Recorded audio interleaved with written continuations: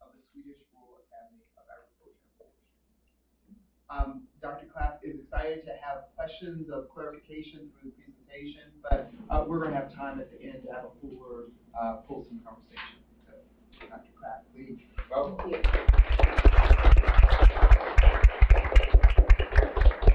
Thanks very much, Norbert, for that nice introduction.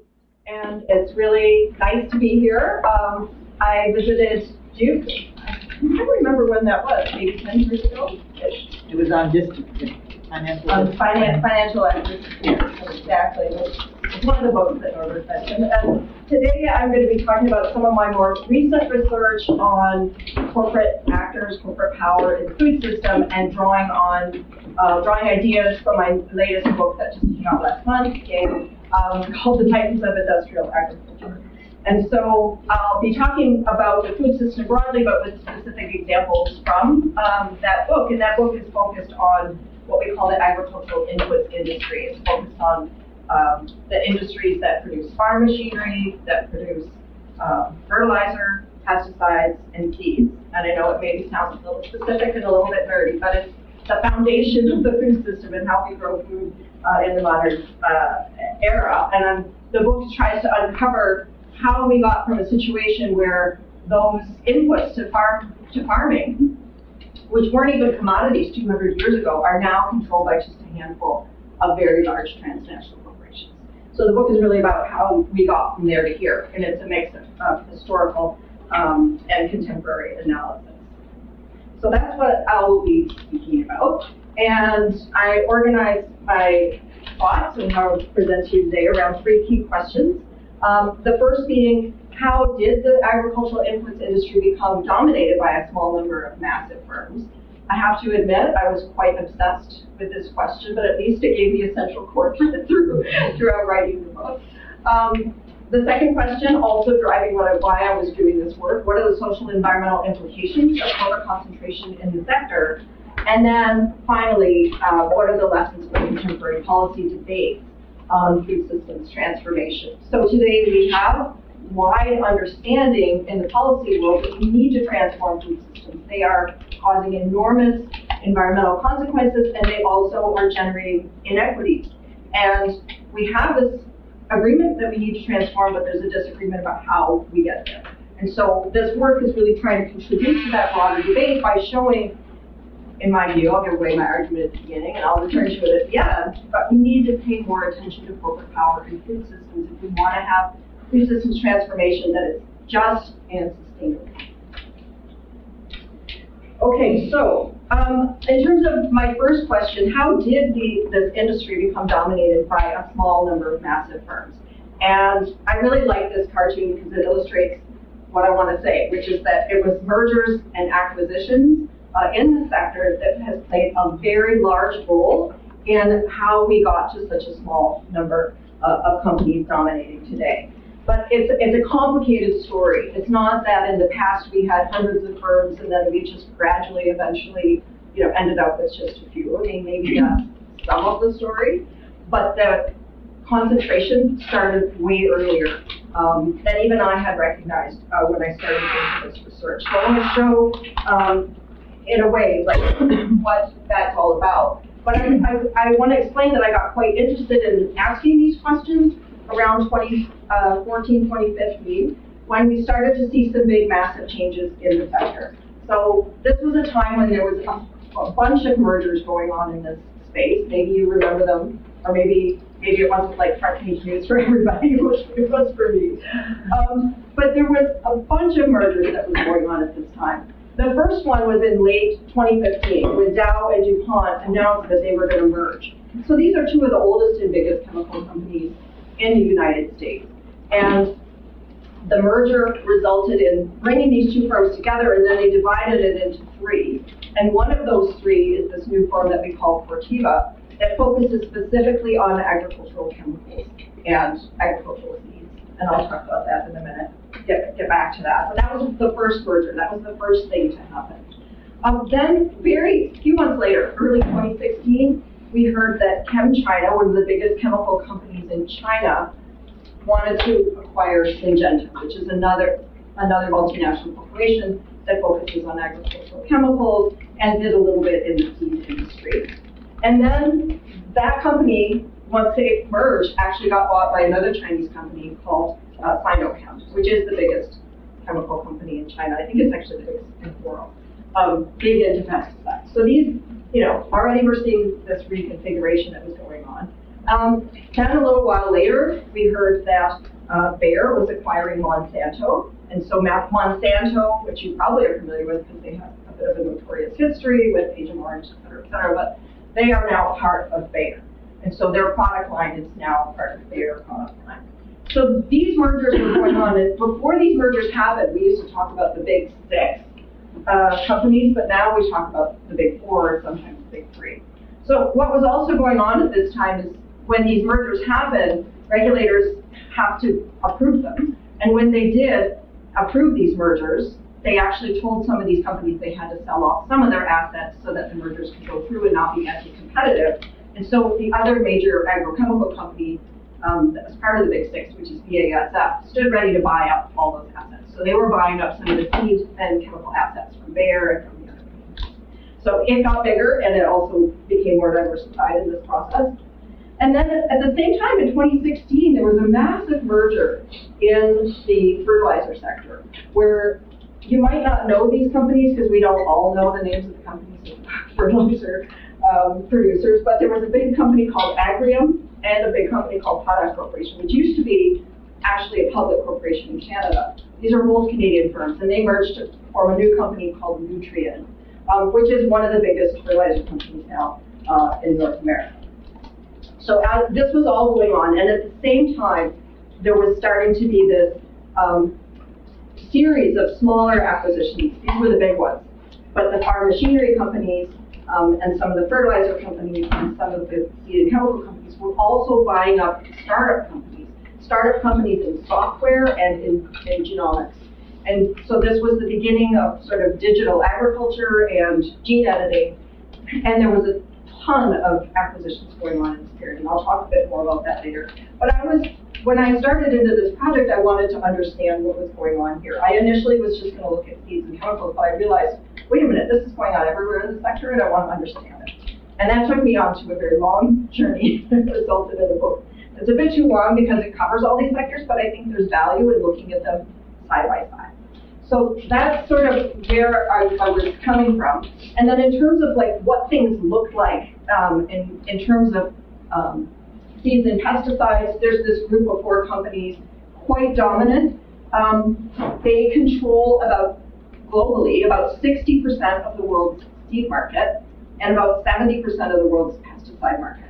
And on fertilizers, this one's a bit more complicated because it's more regionally concentrated. We don't have good data internationally, but just these 4 companies tend to dominate: Yara, Nutrien, CF Industries, and Mosaic. They might not be household names. And then in terms of farm machinery, another 4 companies dominate: John Deere, CNH Industrial, Kubota, and Agco. Again, some of those might not be household names, but those 4 companies control about 50% of the global farm machinery market. But in terms of like what this looks like at the domestic level, oh, and I should stress here too, like these figures I'm giving are significant because most economists would say that if the top 4 companies control more than 40% of a market, you're more likely to face distortions in that market. The risks of bad behavior simply get higher because of that level of concentration. And so we're seeing those levels in many, many parts of the food system, and especially here in input. And if we look domestically, and I apologize, it's a bit of a busy slide, but I tried to find all the data that I could showing these domestic markets. And as you'll see in the top row is concentration in the seed industry, and maize in particular, these last ones. And there's something like 15 countries in the world for which the top 4 companies selling maize seeds in those markets has more than 80% of the market. So extreme levels of concentration in maize seeds in many parts of the world. And similar with fertilizer. So here, we can see in the US, for example, which is where I could get the best data, the top 4 firms control 100% of the potash fertilizer market, 90% of the phosphorus fertilizer market, and about 75% of the nitrogen fertilizer market. And in the US and Canada alone, one company, that's just John Deere, controls 60% of the heavy-duty tractor market. So these companies are very dominant in these markets, and we need to understand, like, how, should we be worried about this, and how did it happen, what does it mean, and why does it matter? So part of what inspired me to do this longer, deeper look into these questions was reading a pamphlet by Louis Brandeis. And he wrote in 1914 this nice pamphlet, you can find it online, called Other People's Money and How the Bankers Use It. And I was interested in it because of my interest in the role of financial actors more generally in these questions of corporate concentration. And a quote from that publication, he said, "Size, we are told, is not a crime, but size may at least become noxious by reason of the means through which it was attained or the uses to which it is put." And so for Brandeis, he was really concerned about corporate power. He was especially concerned that corporations were getting big, because he was writing at the time the Gilded Age, and we talk about the robber barons and, capitalism out of control. There was huge inequality, and this really bothered him. And he saw mergers and acquisitions as a way that firms were getting big, that were giving them benefits that they didn't necessarily deserve. It was through finance, it wasn't through natural or what you might call organic growth. And he was also worried that too much concentration of wealth, in whatever sector, was a threat to democracy. And I know that sounds really familiar to what we're experiencing in the world today. And it was also happening over 100 years ago. And so what Brandeis called on people if we want to understand that concentration and its consequences, we need to know how it was developed in the first place. So he called on scholars to do that kind of work. And I found that really inspirational, and nobody had done this for the farm input sector, and so that's what I set out to do. And I was lucky, Garbert mentioned I had a fellowship. I had 2 years with no other obligation except research, and it was during the pandemic, so I just kind of lost myself in research, which was kind of nice. So anyway, in terms of this question of how did these firms come to dominate, I just wanted to show you some of these nice images that I came across in the course of my research. Some of these companies you might have heard of before, maybe some of them you haven't, but all of them are connected to some of the dominant firms that we have today. So for example, the McCormick harvesting company, Cyrus McCormick, the inventor of the reaper back in the 1830s. John Deere, that's the same company we talked about today. Massey Harris was a Canadian farm machinery company, now part of Agco. Funk Brothers seeds. I mean, when I looked up Funk Brothers in archive.org, I kept getting like CDs from the 80s. Called the Funk Brothers. But it was a seed company in Illinois. And they got bought out by Ciba-Geigy, and then they ended up, in these big chemical companies. Pioneer, you've probably heard of Pioneer Seeds. They became they're now part of Corteva, and, the Dow Chemicals and Oyster Fertilizers. Yeah, so these were some of the biggest companies 100 years ago. And they were already big. That's what I found really, really interesting. And of course, in my research is that this bigness in the input sector has actually been around for a really long time. And so we need to understand how we got there. So what I do is I talk about 3 interrelated kind of forces that combine in ways that gave us these bigness and how these companies ended up eating each other up quite quickly. And the first is related to market dynamics. And the first of those is economies of scale. Because what we often hear from companies themselves about how they got so big in the first place, how'd you get so powerful? They'd be like, oh, we benefit from economies of scale. It's good to be big, because if you're big, you're more efficient. You can produce more product at a lower marginal cost per unit. And, we sort of deserve to have that bigness because we worked hard to get there. That's often a common argument. And of course, there's some element to that is relevant, because these economies of scale do matter. I mean, this is the McCormick Reaper Works in 1902, right at the time that it merged with 7 other companies that were producing farm machinery in the U.S. to form a new company called International Harvester. And in 2002, around this time, I guess it was within a few years, that company controlled 85% of the U.S. transit market. So far more concentrated than even is the case today. And so it's interesting, but you can see the massive size of this outfit. And this was true. I think it was the third largest employer in the U.S. at the time. So a massive company. But interestingly, it doesn't exist anymore. It got bought out. So we can talk about that. Also, these companies were able to get big through mergers and acquisitions, as I mentioned, partly because they had privileged access to finance.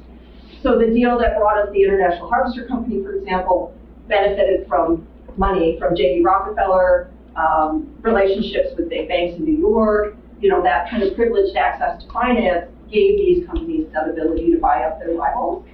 And also investor pressure in markets. So there has long been pressure to merge and acquire other firms, especially when times are tough. And that was a product of the McCormick, becoming the International Harvester with 7 other companies, and a few others were added in around that time, was because there had been a depression in the farm sector, and there was this pressure to merge, to control the market more, to bring returns back up. And so these are some common economic forces that have contributed to this massive, growth in size of these companies, even quite early on. But those factors are still relevant today. I just wanted to give a more contemporary example, which I find really fascinating. So these two shareholders who were, hedge fund guys, Nelson Peltz, you probably heard of him, big corporate reader guy, and his hedge fund Triad Partners and Daniel Loeb and his Third Point, they each acquired enough shares of Dow and DuPont, respectively, to be able to be what we call activist shareholders, and they had enough of a percent of ownership that they could actually push the CEO to take action. And so this happened, interestingly, in 2015. A merger did eventually appear because they were pushing for it. And it was partly because, as you can see here, this is the corn prices started to fall after 2014, and that put pressure on these companies because it meant lower demand for their products. Their profitability was going down. They were underperforming in the S&P 500, and they were pushed to cause, to merge. So these kind of forces, they are still with us, and leading to these continual agglomerations within the sector. Technological factors are also really important, and they intertwine with the economic factors in really interesting ways. But technological change is a big force that I talk about in the book. And I put a picture here of the ammonia reactor from 1920 at the BASF plant in Aupau in Germany, which is that town doesn't exist anymore. I forget what it is, but this is where they first did the Haber-Bosch process of nitrogen synthesis, where they produced ammonia through chemical reaction. And that was super important in the fertilizer sector because that technological change led to kind of a reconfiguration of the fertilizer industry. It used to be based on guano, like bird dung. It used to be leftovers from meat packing, like Armour and Swift, the big meat companies, actually used to be producers of fertilizer. And suddenly it became more focused on the synthetic production of ammonia. And I was just reading about this facility, which actually had a massive chemical explosion in 1921, just after this picture was taken. Because nitrogen synthesis, it was extremely important because it also could be used for bomb making and wartime purposes, and it exploded. But anyway, it's kind of transformative technological changes have been a big spark throughout the years in terms of leading to consolidation within the sector.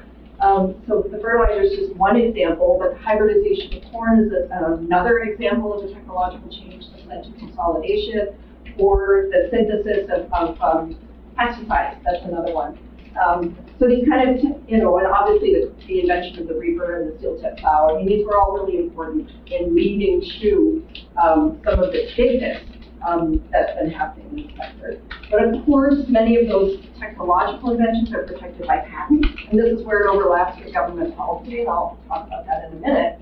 But it gives firms with this technological edge, if they have a patent, then they can have a legal monopoly over that technology for a period of time.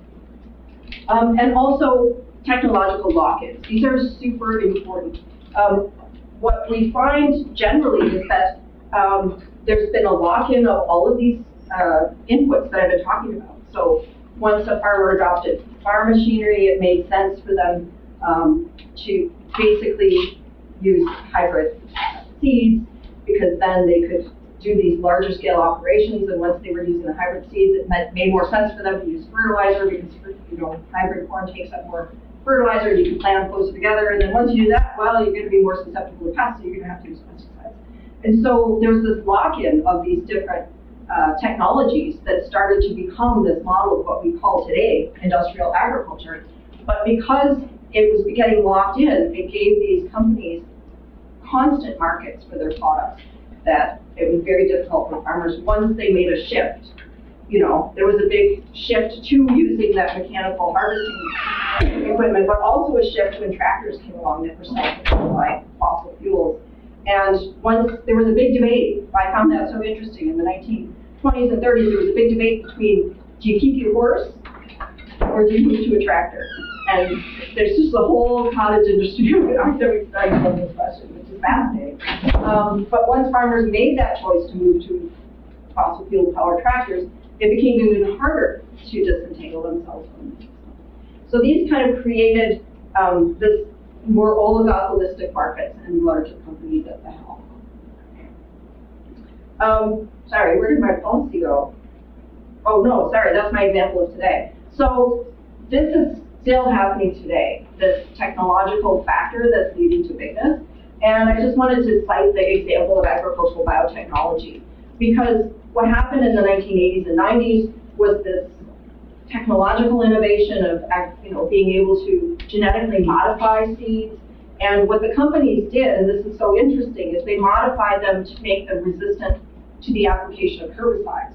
They didn't modify, they could have modified them to do any number of things, but they chose to modify them to make them resistant to herbicides because it increased their sales. And this, again, helped them to get bigger, but it also led to a series of mergers that are very important, where the seed and chemical companies started to buy each other out. And instead of having separate seed and chemical companies, which is the way it used to be, now they started to be one set of companies producing both products, because those products are so tightly interlinked with one another. So that's, these kind of tendencies continue today. And then the third policy factor that I talk about is policy context. And I have the example here from the hybridization of corn, and I like this example, I like this image, but it's a reminder that the research that brought us hybrid corn was actually almost entirely funded by the U.S. government. The U.S. government, the U.S. Department of Agriculture and the land-grant colleges did almost all the work for the hybridization of corn. And this is a super interesting story, because once it became hybridized, it was really hard, because you can't plant hybrid corn, you can't save the seeds and plant it again. You have to buy new seed. And what that meant was that it became now commercially profitable for companies to dominate that sector, instead of having farmers stake and use their own seed. So it kind of created a commodity where there didn't used to be one. And it was just a handful of companies that were largely able to benefit from this government research, and they continue to be the dominant firms almost from the get-go in this sector. So that's quite interesting. So government support is really important, and we can detect that in other industries as well. It was very important in the fertilizer sector, as I mentioned, because fertilizer and ammonia synthesis was useful for bomb making, and so it was a strategic war interest, and so government supported that kind of work. They also supported the pesticides industry as well. And then, obviously, linking back to the previous slide, policies that protect intellectual property. So, states that uphold these laws and policies give that limited monopoly to companies, but they're often using, that limited protection to create new innovations that allow them to lock in those technologies. And then finally, the antitrust and competition policies. When these companies first came along, we didn't really have very many policies, especially when we think about the origins of farm machinery in the 1830s and 40s, and The fertilizer industry also started around that time. Seed industry was a bit later, and the synthetic pesticides a bit later. But it wasn't until the 1890s that the U.S. had the Sherman Act, which outlawed monopoly, and then the Clayton Act in 1914, which outlawed uncompetitive practices. And so the lack of policies to prevent these kind of mergers allowed this kind of free-for-all. But even so, even though the Sherman Act was passed in 1890, that merger in 1902 that created International Harvester, the lawyers working on that case said, it's okay, we're not monopolizing the whole market. We're just going to take 85% of it.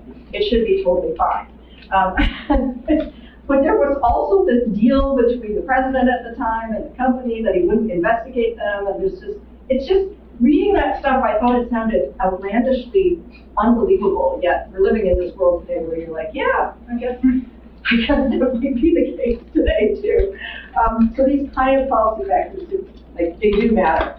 And I just wanted to point out in particular one of the big issues for the more recent merger, which is that antitrust policy, although the U.S. did put those laws on the books, and they had been rigorously enforced throughout most of the mid-20th century, but by the 1980s, we started to see a relaxation of antitrust policies.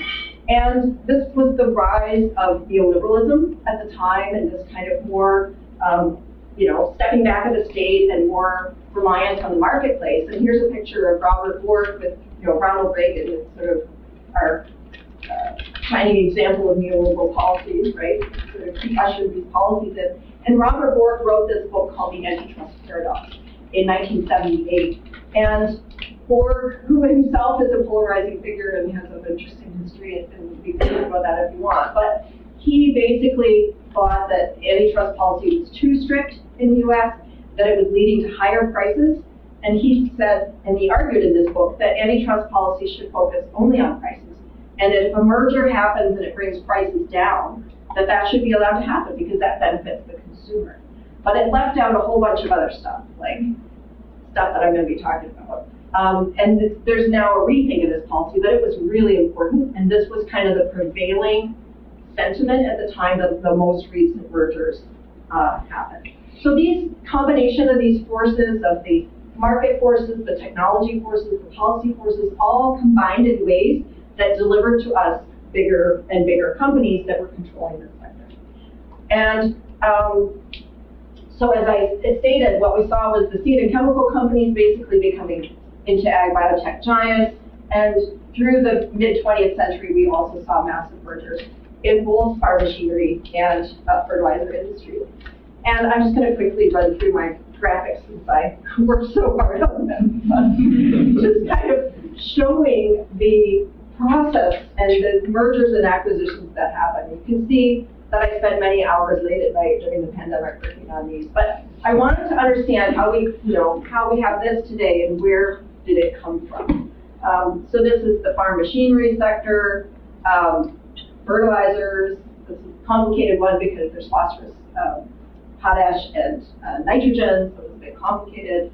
And also the pesticide and seed industry. So I put a little plant here where they were buying the seed companies, and there's a separate one for the seed companies. But this is kind of what was happening. So it's partly true that we had a lot of companies and they eventually became few, but it's also a process where they became few earlier than we might have thought, and that these forces are continuing to lead to that consolidation today. And this is a graphic showing how all of those companies in the top four and all three of those areas are actually buying up the digital and gene editing companies. And these only go up to 2022. This is continuing all the time. It's almost hard to keep track of. And this is because they're interested in digital farming, editing, which I'll talk about a little bit later. And now there's actually concern that we might see all of these industries converging into one set of companies. And it might sound outlandish, but it might not. All of these companies are investing in digital farming and gene editing, which is kind of the next big input that's connecting everything up. So this could be the future, one-stop shopping. for the farmer. So why does this matter? What are the implications? And I want to say something about this image. When I found it, I was like, whoa. I thought that this was a modern image that someone had put the word power over this old John Deere tractor. But it actually was a real advertisement for John Deere tractors. This is what they called the self-propelled tractors. They called it power farming. And I thought this was so apt because I'm talking about power and I'm interested in power. So I talk about three kinds of power that are linked to those same three forces I just talked about. But what happens when the firms get big is they gain the power to shape markets. So they gain from market factors, but then they can shape those markets. They also gain the power to shape the direction of technological change, also in ways that can benefit them. And they gain the power to shape policy and governance. So in gaining these, gaining bigness, they also gain power to shape the system in a way that lets them stay big. And this has been a very powerful and self-propelling kind of a force that's been happening in the sector for many, many, many decades. And so I want to talk about some of the examples that help us understand how they're shaping markets, shaping technology, shaping policy governance. And I'll focus more on the contemporary examples, because these are the ones where, they're part of the debate about this transformation of food systems that we have to be aware of. So in terms of shaping markets, I just want to highlight a few examples of what I'm talking about here. And basically, what we've seen is in terms of market power, that's an economist term for when firms are able to shape markets in ways that allow them to gain excess profits. And they can do that in several ways. John Deere is a really good example of one of those ways, which was that John Deere has been dominating the market for farm machinery repairs. So as farm machinery has become more sophisticated, it's driven by software, just like any car with lots of electronics in it. John Deere has been forcing farmers who buy their equipment to sign end-user license agreements that say they can only repair those machines at authorized dealers or authorized repair shops. And what this means for farmers is they lose the choice. They can't go to a third-party repairer. They can't even repair their own machinery.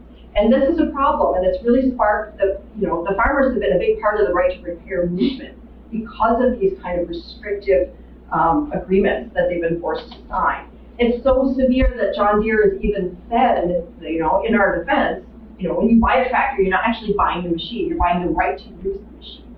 That's the way they see it. But it's been very problematic because it's been pushing up prices for farm machinery repair and also cutting off farmers' choices. And so the FTC in the US is actually, this year, after the book was published, this case came up, that they're actually being sued for unfair corporate tactics, leading to higher repair costs. And so that's just one example of how these companies are able to shape markets. By pursuing those kind of policies, very restrictive policies, they can dominate that market and drive up their profits. So that's just one example. Another example of this kind of shaping of markets happened during the period after Russia invaded Ukraine and food prices and fertilizer prices went crazy. You can see that in the graphic here, that 2021, 2022, huge price spikes in fertilizer. And the price of fertilizer, as it was going up, farmers were really upset. Of course, the companies were saying, it's not our fault. The prices are going up because our input costs have gone up, supply chains are disrupted. And there was a lot of that going on. But you can see in the graphic here, and I pulled this out of the S&P database, that their profits definitely did go up in 2022. But most economists will say, well, it's not their overall profits that matter, it's the marginal profits. But if you look here, the marginal profits of the companies, well, they also went up in that period of 2021, 2022. And that led many farmers to be very concerned that these companies might be profiteering. In other words, they feared that they were simply raising the prices because they could get away with it. It's similar to the arguments we've heard about grocery prices going up also in this period. But I think the evidence here is pretty clear, pretty strong, that the companies were not just making more profits because prices were higher and their costs were higher, they were making higher marginal profits, And they even bragged about it in their reports to their shareholders, saying things like, the higher prices more than offset our higher input costs. Like, yay, you should be so happy you invested in us because we're bringing you more profit. So this has been a big concern, and the U.S. Department of Agriculture had been looking into this. I don't know if they're still looking into it. So that's another example. A third example is also a way that these companies can shape the market is that the pesticide companies actually have been paying what they call rebates or loyalty payments to retailers so that the retailers would keep generic products off the shelf and drive more sales to the name brand products from these companies. And they were actually paying the retailers slightly more money than they would gain had they been selling the generic products, but it also improved the profits of these companies because it drove up their volumes.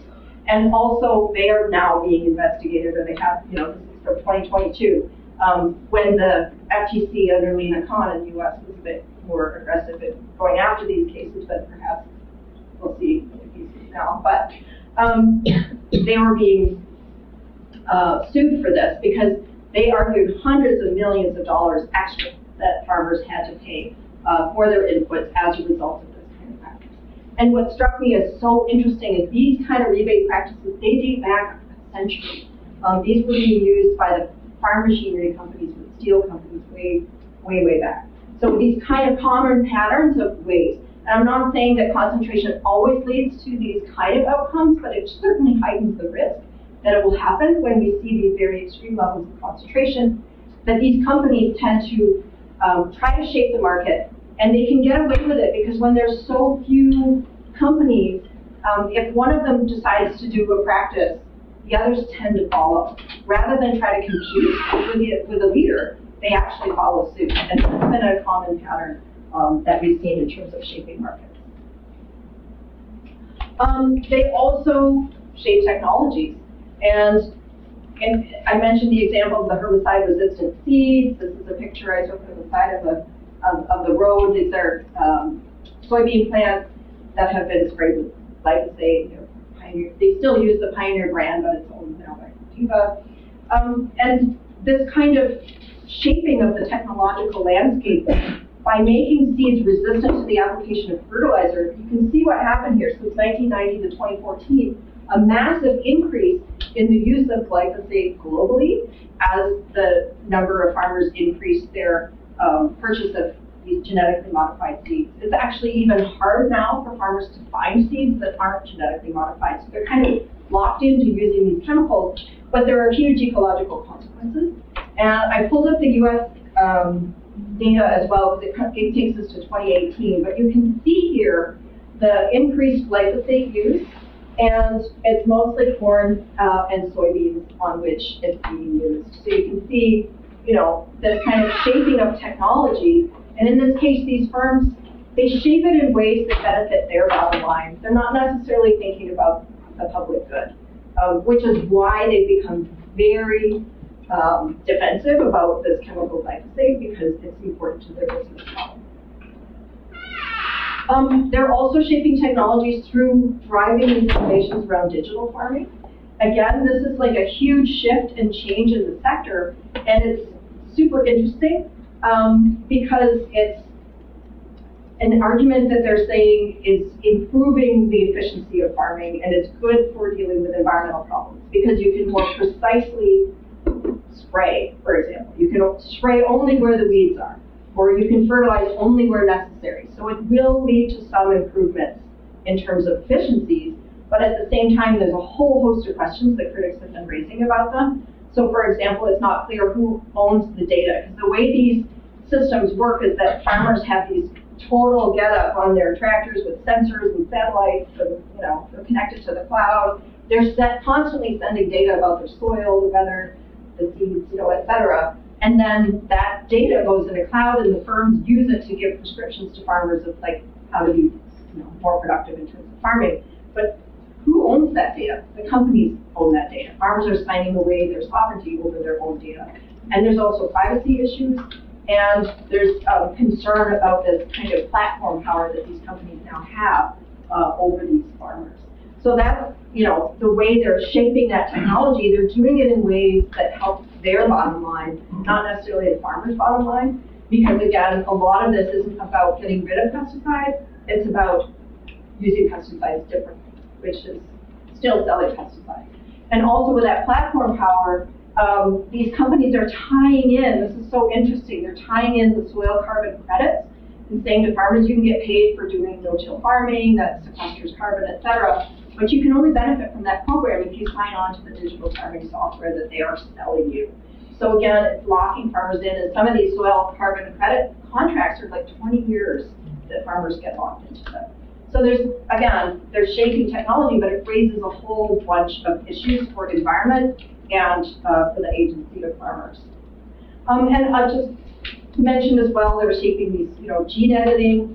This is another really interesting area where, and originally this CRISPR technology was seen as very democratizing and open because it was being made freely available to researchers, but not for the commercial use. So what happened was that Corteva has basically amassed almost all the patents for crops grown using these technologies, and so they end up operating as a gatekeeper for everything else. And so by shaping the ability to use this technology in a commercial setting, they're in a sense cutting off opportunities for others to benefit from that technology. And of course, there's a whole host of other issues that people have raised about this technology. It's not perfect. There can be off-target events. We don't really know what happens when we release modified genes into the environment. So again, they're making this a big part of their strategy. The third area where they are using their power and affecting outcomes is through their shaping of policy and governance. And there are a number of strategies firms have used to shape policy and governance. One of them is lobbying. That's like an obvious thing we always think about when we think about corporate influence. And indeed, like here's a picture of the top CEOs in 2016 who were called in front of a Senate hearing to talk about that industry consolidation. Looks like, they're really trying hard here to make sure that they're allowed to merge and acquire one another, which they were eventually. But these companies, like big ag spends, they're in the top 10 spenders in the US in terms of lobby spending to government. They're giving money to political candidates. They're paying for a huge number of lobbyists to go visit policymakers all the time. And most of those lobbyists used to work for the company at some point or another. And so it's this kind of environment in which these lobbyists are trying to basically get the ear of policymakers to pass laws and policies that benefit them in their bottom line. What I find super interesting is that Bayer actually now has a political transparency report, which is kind of an interesting idea, where they're actually disclosing, because they have to disclose in the EU and the US and in Canada, kind of their lobby activities. And they actually put a map here about where they're spending most of their money. But in total, they spent over 50 million euro, which I calculated as 54 million US in 1 year on these kind of issues. And this is just the European Union part of the report, where they're basically very clear that they want to influence policy on both the use of glyphosate and herbicides and on gene editing. They're trying to get weaker rules and regulations in the EU on gene editing, because the EU is more inclined to treat them like GMOs, and they want them to not be treated like GMOs. They're also doing other kinds of strategies as well. You might have heard about Monsanto has secretly funded academic studies on glyphosate to show that it's safe. They actually contracted academics to write the reports, put their names on them, and they ended up getting published in a real journal, Critical Reviews of Toxicology or something like that. And then those studies got used in the policy-making process when the chemical was re-registered for use. So again, I'm not saying this always happens, but it happened in this case. We only know about it because there was a court case about cancer as a result of glyphosate, and this was part of the discovery process, and the company had to release all of these materials, including internal emails, that talked about how they wrote and edited these studies that others signed on to. And those professors didn't even acknowledge their connection to the company, even though they were paid And they're also shaping public discourse all the time. I found this recent report at CropLife. You know, they've been complaining for 30 or 40 years that the cost of regulation is just too high. And again, they're putting this out as public information to get their ideas into the arena where policymaking gets made. And finally, they're also engaging in things like public-private partnerships. And this is just an example of the CropLife. If you haven't heard of CropLife, it sounds like a really nice thing, Crop and Life. It's a lobby group for the pesticide companies. And they have global operations, they have US operations, Canadian, European, you know, et cetera. But CropLife International made a partnership with a food and agriculture organization. And this upset a lot of activists. You can see they're quite upset from this image they produced. Because the partnership was about managing pesticides, not reducing pesticide use. And again, this has been something the FAO had previously committed to, and it looked like they were backtracking. So this is, you know, these public-private partnerships is another example of the ways in which these corporations can influence policy and governance. Once they get big, they have more access to these policy-making settings, as we saw in the 2021 UN Food System Summit. So this is a summary that, and I use this image in the book, but to show the risks. It's, as I said, it's not that these are linear relationships that always happen, but there's enough examples of them happening over the last 200 years that I think we can say there's a risk, and it's a pattern that we've seen, you know, this higher level of concentration leading to these kinds of power that can lead to outputs that then have real material significance for the food system. It can reinforce inequalities, undermine democratic participation, externalize environmental costs, blocking technologies, fewer opportunities for entrepreneurs, farmers losing autonomy, and also higher costs. So these kind of impacts have been happening in the food system. And I guess part of the reason I was working on this topic is a bit of a frustration that that food system summit that I mentioned that happened in 2021, they didn't even have corporate power on their research agenda. In fact, civil society demanded that they include corporate power as a stream of inquiry. They refused, and civil society boycotted that meeting. So as I was working on the book, it was in this context of we need to pay more attention to this issue. And the history shows how important that is. And I'm happy to say that I was actually contacted last week because several UN organizations now want to do a work program on corporate power in food systems. So I'm like, yay!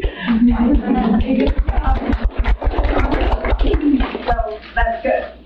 And also, I just want to quickly say that these costs that I've just outlined were direct costs, but the wider costs of the industrial agricultural model are hard to disentangle from this process of corporate concentration. They came at the same time, and they're connected to the rise of these technologies. And I put up some bold books here because I just wanted to illustrate that the critiques of this industrial agriculture are really old. They date back at least a century.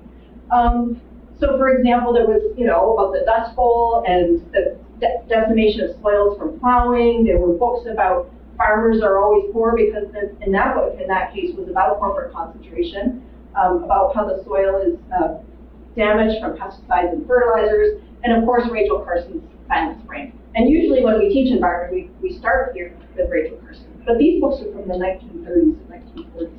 There's been a long critique.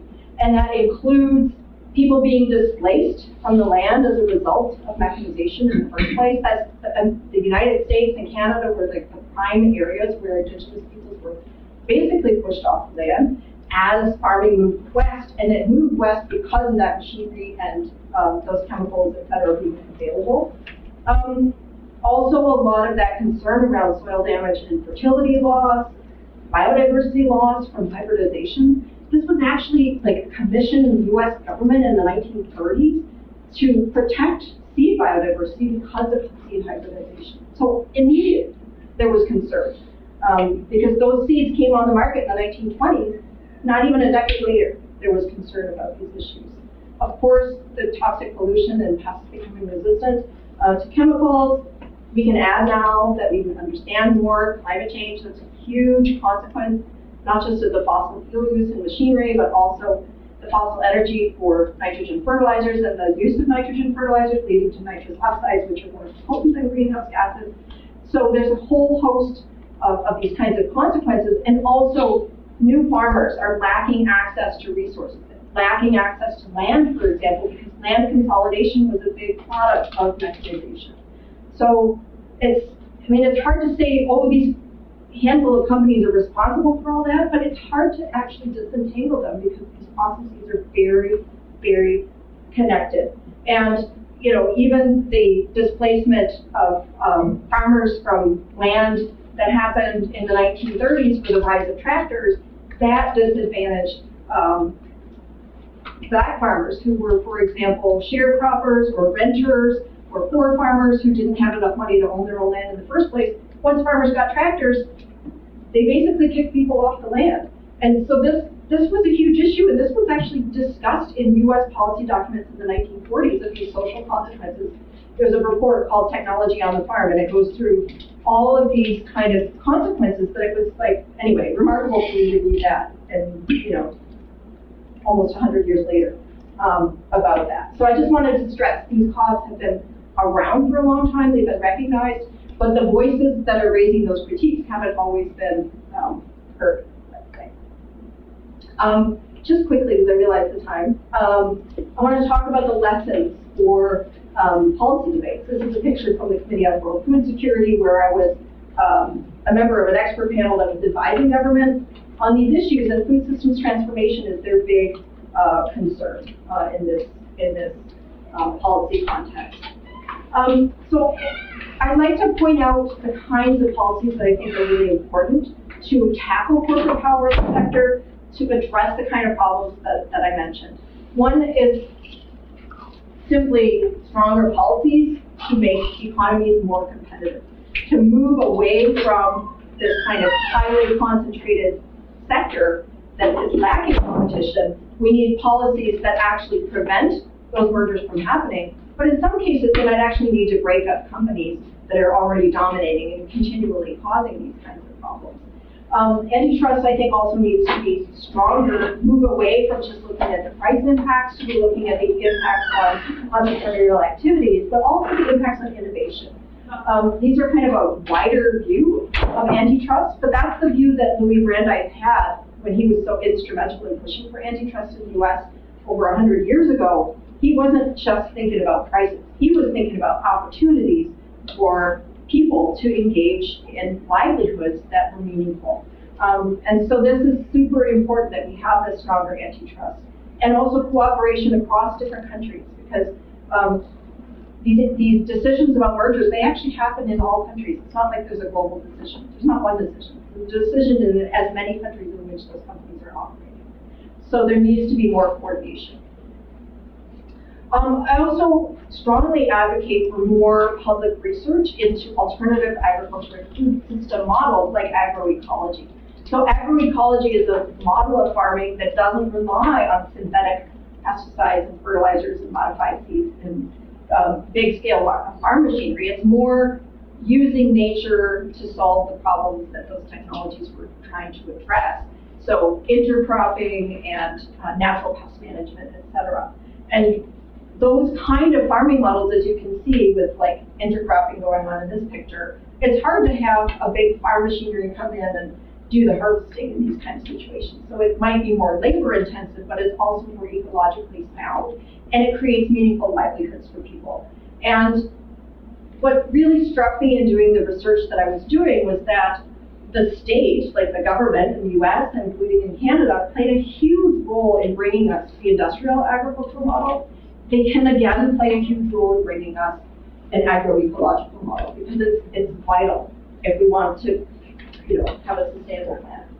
So that's a second big area. And the third one that I talk about is the need to basically address the corporate capture of food systems. This is an image from FION, which is the Right to Food organization, that I really like this cartoon that they did, because it was in response to the fact that the Food Systems Summit wasn't going to address corporate power, so they wanted to make an image that showed why it was important. But this really needs to happen, that we need to have stronger rules on conflicts of interest, we need to have stronger rules on corporate lobbying, and shine a light more on the kind of practices that have been undermining public participation. So I'm coming to the end here, and I just have to explain this image. I love this image. This is a poster from the Granger movement, and the Granger movement was in the 1870s, 60s and 70s in the US, and it actually emerged as a pushback against corporate power, especially the farm machinery companies at the time, who were the equivalent of big tech today. 4 in 5 Americans were farmers at the time, and they really felt they were being ripped off by the machinery companies, and they called for a different model. But their different model wasn't what we're talking about today. Their different model was they wanted to make their own farm machinery and make it more affordable. And they tried that, but it actually failed, which I think is interesting. We need to learn from those failures.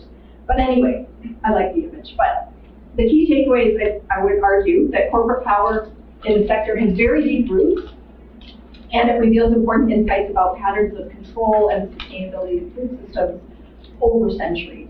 I think that's important for us to remember, that it's always been there in terms of industrial agriculture. We need to understand it. I would also say a big takeaway is that examining this interaction of market, technology, and policy factors gives us a more nuanced understanding of the dynamics. Because, you know, it's tempting just to say it's all capitalism, or just to say, you know, these companies are evil. But actually, I think we need to get inside of what's going on and disaggregate it and look at it. And that's really what I tried to do in the book, is to see what are these specific kinds of dynamics and how do they interact.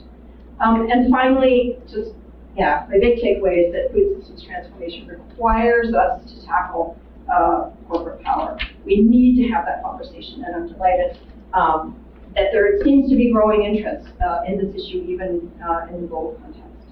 And with that, I will say thank you. Here's the cover of the book. And